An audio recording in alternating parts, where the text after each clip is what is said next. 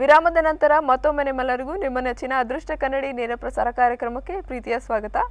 ಗುರುಜಿ, ವಾಸ್ತು ಭವಿಷ್ಯದಲ್ಲಿ ಏನ್ ತಿಳಿಸ್ಕೊಡ್ತಾ ಇದ್ದೀರಾ ಗುರುಜಿ? ನೋಡಿ, ವಾಸ್ತು ಭವಿಷ್ಯದಲ್ಲಿ ಈಗಾಗಲೇ ಹೇಳ್ತಾ ಇದ್ದೀನಿ ನಾನು.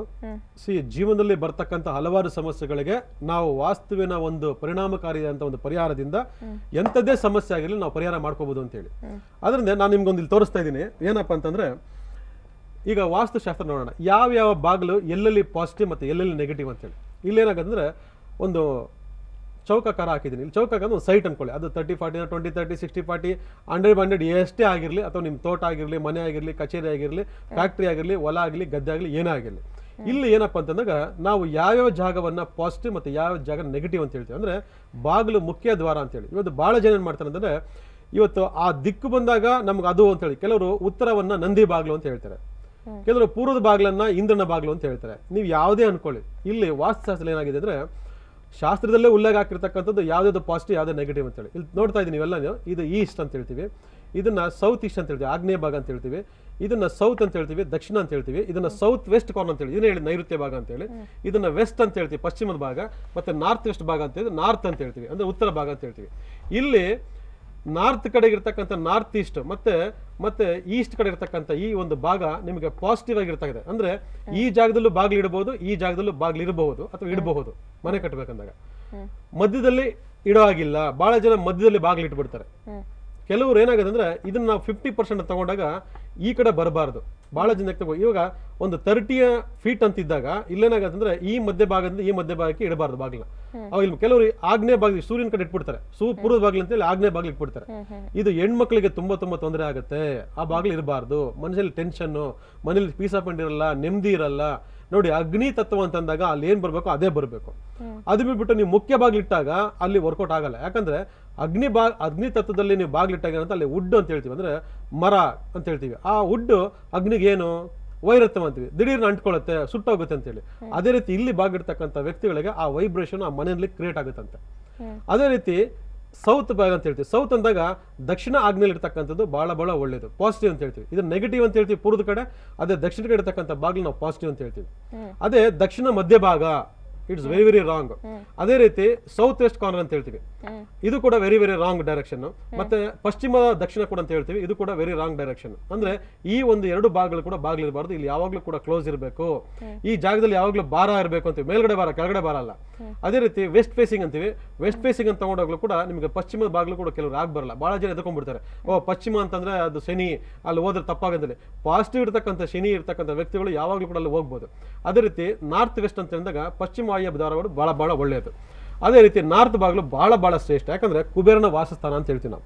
ಈ ಕುಬೇರನ ವಾಸಸ್ಥಾನ ಅಂತಕ್ಕಂಥದ್ದು ಎಲ್ರಿಗೂ ಸಿಗಲ್ಲ. ಆಮೇಲೆ ನಾರ್ತ್ ಈಸ್ಟ್ ಕಾರ್ನರ್ ಅಂತ ಎಲ್ಲರೂ ಅದಕ್ಕೆಲ್ಲ ಪುಣ್ಯ ಮಾಡಿರ್ಬೇಕು, ಯೋಗ ಮಾಡಿರ್ಬೇಕು. ಬಹಳ ಜನ ಇವತ್ತು ಖುಷಿ ಪಡ್ತಾರೆ, ಓಹೋ ನಂದು ನಾರ್ತ್ ಈಸ್ಟ್ ಕಾರ್ನರ್ ಮನೆ, ನಂದು ನಾರ್ತ್ ಡೈರೆಕ್ಷನ್ ತಗ ಮನೆ ಅಂತೇಳಿ. ಯಾರು ಎಷ್ಟೇ ಹೇಳ್ಕೊಂಡ್ರು ಕೂಡ, ನಾನು ಮೊದಲನೇ ಭಾಗದಲ್ಲಿ ಹೇಳಿದಾಗೆ, ಜಾತಕಿಗೆ ಹೊಂದಾಣಕ್ತಕ್ಕಂಥ ಸಂಖ್ಯೆಗೆ ನೀವು ಹುಟ್ಟಿದ್ರೆ ಅಂದ್ರೆ ಪಾಸಿಟಿವ್ ಆಗಿದ್ರೆ ನಿಮಗೆ ಆ ಡೈರೆಕ್ಷನ್ ಏನಾಗುತ್ತೆ ಅಂದ್ರೆ ತುಂಬಾ ಚೆನ್ನಾಗಿ ಕೆಲಸ ಮಾಡುತ್ತೆ. ಅದೇ ಇನ್ ಕೇಸ್ ನೆಗೆಟಿವ್ ಆಗಿದ್ದು ನೀವು ನಾರ್ತ್ ಡೈರೆಕ್ಷನ್ ಮನೆ ಆಗಿದ್ರು ಕೂಡ ತೊಂದರೆ ಆಗ್ಬಿಡುತ್ತೆ. ಇದು ನೋಡ್ಕೋಬೇಕು. ಈ ಡೈರೆಕ್ಷನ್ ಜೊತೆಗೆ ಒಳಗಡೆ ಪ್ಲೇಸ್ಮೆಂಟ್ ಆಲ್ಸೋ ವೆರಿ ಇಂಪಾರ್ಟೆಂಟ್. ಅದಕ್ಕೆ ಕ್ಲಾಸಿಗೆ ಬನ್ನಿ, ವಾಸ್ತು ತರಗತಿ ನಡೆಸ್ಕೊಡ್ತಾ ಇದ್ದೀನಿ. ಇಂಡಿವಿಜುವಲ್ಗೆ ನೀವೇ ಒಬ್ಬ ವಾಸ್ತು ಚಾತುರ್ಯರಾಗಿ ಅಂತ ಹೇಳ್ಕೊಡ್ತಾ ಇದ್ದೀನಿ. ಪ್ರೊಫೆಷನಲ್ ಕಲಿತೀರಾ, ಯಾರಿಗೆ ಕಲಿಯೋ ಆಸಕ್ತಿ ಇದೆ ಅವರು ನಿಮ್ಮ ಹೆಸರನ್ನ ರಿಜಿಸ್ಟರ್ ಮಾಡ್ಕೊಳ್ಳಿ, ನಾನು ನಿಮ್ಗೆ ಹೇಳ್ಕೊಡ್ತೀನಿ. ನಾನೇ ಕೂಡ ಉದ್ಯೋಗ ಕೊಡ್ತೀನಿ ನಿಮ್ಗೆ, ಕಲ್ತ್ಕೊಳ್ಳಿ, ತಿಳ್ಕೊಳ್ಳಿ.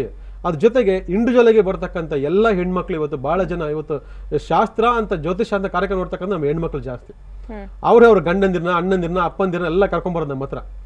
ನೋಡ್ರಿ, ಅಲ್ಲಿ ನೋಡಿದ್ವಿ, ಇಲ್ಲಿ ನೋಡಿದ್ವಿ, ಅಲ್ಲಿ ಚೆನ್ನಾಗಿ ಹೇಳ್ತಾರೆ, ಇಲ್ಲಿ ಚೆನ್ನಾಗಿ ಹೇಳ್ತಾರೆ, ಬನ್ನಿ ನಮ್ಮಂದು ಏನೋ ಪ್ರಾಬ್ಲಮ್ಸ್ ಇದೆ ತಿಳ್ಕೊಳ್ಳ ಅಂತ ಹೇಳಿ. ಆ ಹೆಣ್ಮಕ್ಳಿಗೆ ಹೇಳೋದು ಇಷ್ಟ ನಾನು, ಒಂದ್ ಸ್ವಲ್ಪ ಎಜುಕೇಶನ್ ಇದೆಯಾ, ಒಂದ್ ಸ್ವಲ್ಪ ವಾಸ್ತುಶಾಸ್ತ್ರ ಕಲ್ತ್ಕೊಳ್ಳಿ, ಒಂದ್ ಸ್ವಲ್ಪ ನ್ಯೂಮರಾಲಜಿ ಕಲ್ತ್ಕೊಳ್ಳಿ, ನಾನು ಹೇಳ್ಕೊಡ್ತೀನಿ. ಅಲ್ಲಿ ಆ ಒಂದು ನಿಮ್ಮ ಮನೆಯ ಮಟ್ಟಿಗೆ ನೀವೊಂದು ಆ ಒಂದು ಪರಿಸರವನ್ನ ಸುಂದರವಾಗಿ ಇಟ್ಕೊಳ್ತಕ್ಕಂಥದ್ದು ಬಹಳ ಒಳ್ಳೇದು. ಇವತ್ತು ಗುಡಿಸ್ತೀರಾ, ತಾರಿಸ್ತೀರಾ, ಕ್ಲೀನ್ ಮಾಡ್ಕೊಳ್ತೀರಾ, ಎಲ್ಲ ಧೂಳುಗಳೆಲ್ಲ ಹೊಡಿತೀರಾ, ರಂಗೋಲಿ ಬಿಡ್ತೀರಾ, ಎಲ್ಲ ಮಾಡ್ತೀರಾ. ಅದಷ್ಟಕ್ಕೆ ಸೀಮಿತ ಅಲ್ಲ ವಾಸ್ತು ಅಂತಕ್ಕಂಥದ್ದು. ಅದಾದ್ಮೇಲೆ ಯಾವ್ಯಾವ ವಸ್ತುಗಳನ್ನ ಎಲ್ಲಿಡ್ಬೇಕು, ಯಾವ್ಯಾವ ಡೈರೆಕ್ಷನ್ಗಳಲ್ಲಿ ಪಾಸಿಟಿವ್ ಆಗಿರ್ಬೇಕು. ಈಗ ನಿಮ್ ಡೇಟ್ ಆಫ್ ಬರ್ತಿಗೆ ಒಂದು ಗ್ರಹ ನೀಚವಾಗಿದೆ ಅಂದಾಗ ಆ ದಿಕ್ಕಿನಲ್ಲಿ ನಾವು ಪಾಸಿಟಿವ್ ಏನ್ ಮಾಡ್ಕೋಬೇಕು ಅನ್ನೋದನ್ನ ನಿಮ್ಗೆ ವಾಸ್ತುಶಾಸ್ತ್ರದಲ್ಲಿ ಹೇಳ್ಕೊಡ್ತಾ ಇದ್ದೀನಿ. ತುಂಬಾ ಜನ ಬಂದು ಕಲ್ತ್ಕೊಂಡು ಹೋಗ್ತಾ ಇದ್ದಾರೆ. ಅದಕ್ಕೆ ನಿಮ್ಮ ಹೆಸರುಗಳು ರಿಜಿಸ್ಟರ್ ಮಾಡ್ಕೊಳ್ಳಿ. ಅಥವಾ ನಿಮ್ಮ ಸಮಸ್ಯೆ ಇದೆಯಾ, ಒಂದು ಮನೆ ವಾಸ್ತು ಪ್ಲಾನ್ ತಗೊಂಡ್ ಬನ್ನಿ. ನಿಮ್ಮ ಮನೇಲಿ ಇರ್ತಕ್ಕಂಥ ಒಂದು ಒಂಚೂರು ಅರ್ಶನ ತಗೊಂಡ್ ಬನ್ನಿ, ನಾನು ಫೈಂಡ್ ಔಟ್ ಮಾಡ್ಕೊಡ್ತೀನಿ. ಇವತ್ತು ಪ್ರೇತ ಬಾಧೆಗಳು, ರೋಗ ರುಜಿನ ಬಾಧೆಗಳು, ಮತ್ತೆ ಲಾಸಸ್ ಏನಾಗ್ತಾ ಇದೆ, ಇವೆಲ್ಲದೂ ಕೂಡ 100% ಪರಿಹಾರ ಆಗಿದೆ. ಇವತ್ತು ನಾನು ಲೀಸ್ ಬಂದ್ಬಿಟ್ಟಿದ್ದೀನಿ, ಮನೆ ಬಿಡಕ್ ಆಗೋದಿಲ್ಲ ಅಂತೇಳಿ ಬಹಳ ಜನ ಒದ್ದಾಡ್ತಿರ್ತಾರೆ. ಅದು ವಾಸ್ತು ಪ್ರಕಾರ ಇಲ್ಲ. ನೀವು ಹೇಳ್ತಾ ಇದ್ದಲ್ಲ ಸತ್ಯ. ನಾನು ಏನ್ ಮಾಡಿ ಅದಕ್ಕೂ ಕೂಡ ಪರಿಹಾರ ಇದೆ. ಇವತ್ತು ಸ್ವಂತ ಮನೆ ತಗೊಂಡ್ಬಿಟ್ಟಿದ್ದೀನಿ, ಬದಲಾವಣೆ ಮಾಡಕ್ ಆಗೋದಿಲ್ಲ ಅಂದ್ರೆ ಕಟ್ಟಬೇಕಾಗಿಲ್ಲ, ಕೆಡಬೇಕಾಗಿಲ್ಲ, ಹೊಡಿಬೇಕಾಗಿಲ್ಲ, ನೀವೇನು ಮಾಡ್ಬೇಕಾಗಿಲ್ಲ. ಆ ದಿಕ್ಕನ್ನ ಫಸ್ಟ್ ಫೈಂಡ್ ಔಟ್ ಮಾಡಿ. ಈಗ ಮನೆ ಪರಿಸರ ಅಂತ ಬಂದಾಗ ಒಂದು ಪಾಸಿಟಿವ್ ಮತ್ತೆ ಎನರ್ಜಿ ಅಂತಕ್ಕಂಥದ್ದು ಎಲ್ಲಾ ಕಡೆ ಫ್ಲೋ ಆಗಿರುತ್ತೆ, ನೆಗೆಟಿವ್ ಎನರ್ಜಿ ಅಂತಕ್ಕಂಥದ್ದು ಫ್ಲೋ ಆಗ್ತಾ ಇರುತ್ತೆ. ಅದನ್ನ ಫೈಂಡ್ ಔಟ್ ಮಾಡ್ಕೊಳ್ಳಿ. ಆ ಫೈಂಡ್ ಔಟ್ ಮಾಡ್ಕೊಂಡು ಎಲ್ಲಿ ಏನ್ ಇಡಬೇಕು, ಏನ್ ಮಾಡ್ಬೇಕು ಅಂತ ನಾನು ನಿಮ್ಗೆ ಹೇಳ್ಕೊಡ್ತೀನಿ. ನಿಮ್ಮ ಹೆಸರುಗಳನ್ನ ರಿಜಿಸ್ಟ್ರೇಷನ್ ಮಾಡ್ಕೊಳ್ಳಿ, ಕಲ್ತ್ಕೊಳ್ಳಿ, ತಿಳ್ಕೊಳ್ಳಿ.